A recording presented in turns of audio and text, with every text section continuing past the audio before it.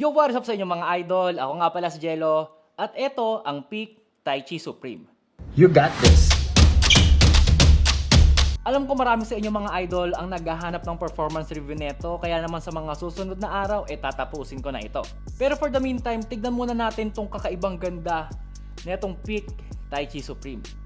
Out of the box mga idol, meron na tong kasamang red laces na pwede mong iswap, pwede mong ilagay sa isa para meron kang mismatch colorway. Kung katulad ko kayo na mahilig talaga sa basketball shoes, alam ko na ang nasa isip nyong sapatos mga idol pag nakita nyo to.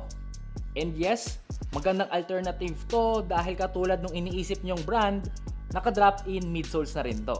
At tulad nga nung brand na yon, meron din itong all red colorway with I think light green naman yung kanyang spare lace. Ito yung sinasabi ko sa inyong mga idol na drop-in midsole din na kasama netong Peak Taichi Supreme. May kakaibang lambot din talaga tong midsole na to at very flexible. Kaya kung naghahanap kayo ng magandang alternative para sa sapatos na yon, alam kong napakamahal na ng resale value nun. Kung ako sa inyo, subukan nyo na tong Peak Supreme Taichi.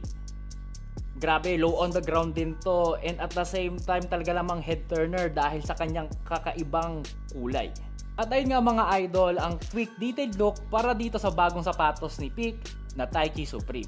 At kung gusto nyo rin palang umiscore ng sapatos na to, i-check nyo na yung yellow basket ko dahil nandun na yung official link para sa sapatos na to. Ayun lang mga idol, maraming salamat sa panonood. I'll see you guys on my next one. Peace! You got this.